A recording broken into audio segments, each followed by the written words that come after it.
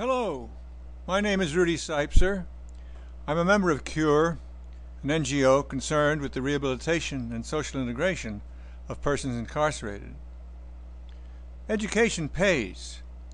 Texas data, compiled over a 4-year period, revealed that with 2 years of college, the recidivism rate drops to 10%, and with 4 years of college, the recidivism rate drops to 5%, compared with a recidivism rate of 60% for those receiving no additional education while incarcerated. Texas saved $6.6 million for every 1% reduction in recidivism. Fortunately, technological advances offer new possibilities for a truly revolutionary universal education. Today, very extensive free educational materials on the internet open new opportunities for education at all levels, for many groups, large and small, everywhere. This includes, for example, even remotely located, disabled, or otherwise isolated, as in prisons. It's a golden opportunity.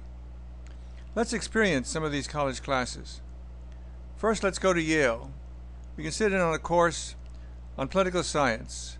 They're just beginning to talk on Rousseau. Let's listen in.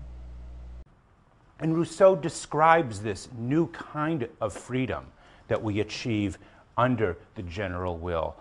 He wants to say that this brings about, in some ways, a radical transformation of human nature in itself. The freedom of the citizen under the general will is not the freedom of the state of nature.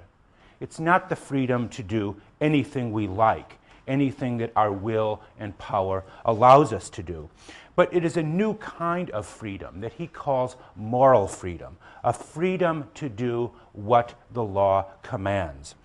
The passage from the state of nature, he writes, to the civil state, the passage from the state of nature to the civil state produces a remarkable change in man, for it substitutes justice for instinct in his behavior and gives his actions a moral quality that they previously lacked.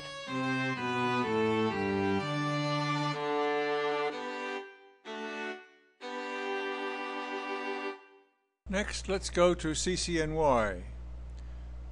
We can drop into a course there. They're talking about investments. Let's listen. This topic is investments in equity securities, and I'm going to focus on what happens when a company acquires a substantial percentage of the outstanding shares of another company. So by definition, an investment in another company's equity securities is considered an equity investment when the company acquires at least 20% of the outstanding shares of the investee and not more than 50% of the investee. With this type of investment, we're saying that the acquiring company is getting something more than an investment. It's actually getting some controlling interest in the acquired company.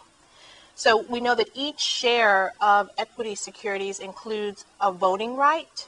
So basically, when the company holds 20 to 50%, it might be the largest shareholder and therefore may have a significant influence on the company's operations through its vote for the shares that it holds.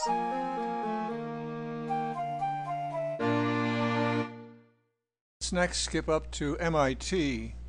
There's a class there on a group owning a business. How do you start a business? I think about the business planning process, especially when you're doing the business plan, as your simulation of the business. Mm-hmm. It's like you're doing it on paper, and you're watching, okay, these are all the places we're going to be selling our product to, and you list them all. You know, this is our primary market for that. And how much money are they going to give us? Okay, let's see, in month 1, it's going to be this month, and you're simulating the whole thing, and then you go by, and okay, now we're manufacturing. Who do we need on staff? Let's see, I think we're going to need 4 people. No, we're going to need 30 people. No, we're going to need 100, whatever it is. And okay, if we're paying them all, boy, in September, we're going to have a payroll of this amount. Oh, that's a little sobering. Okay, but it's a simulation. For me, this document that we produce for the business plan isn't something that's like goes on a shelf somewhere. It's our chance to learn what would happen if we were actually running this business. And I haven't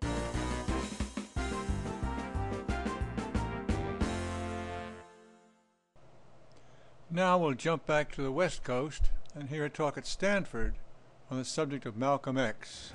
Certainly, with respect to Malcolm X, a lot of these mass activities during the 1950s and 60s certainly would have happened without Malcolm X, because he really wasn't a civil rights leader. If anything, he was a critic of the civil rights movement. But he definitely was not guiding the activities. And that's part of his response to Birmingham, because his attitude was always that the leaders of the civil rights struggle were, first of all, misguided, because they wanted something that the society was not going to give, and that was integration. And secondly, they lacked courage, because they were not militant enough in terms of the tactics and strategies that they wanted to use.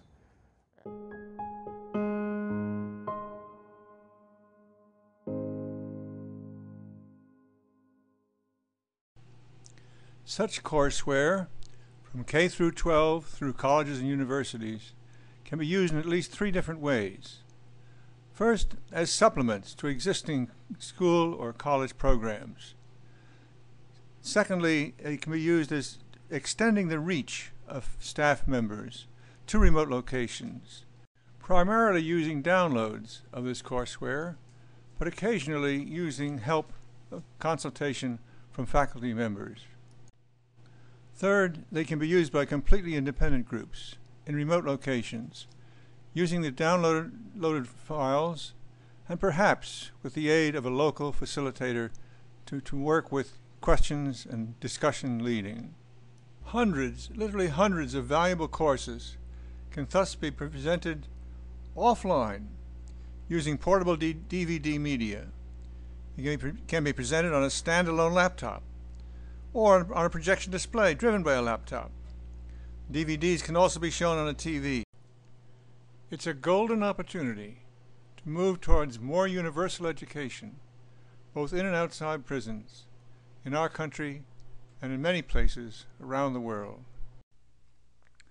The challenge is to seize this opportunity to upgrade the educational level of people everywhere, all peoples, and to move toward making prisons into houses of healing, learning, and transformation for rehabilitation. You can find further information at the website of Cure New York. That's at www.bestweb.net/CURENY.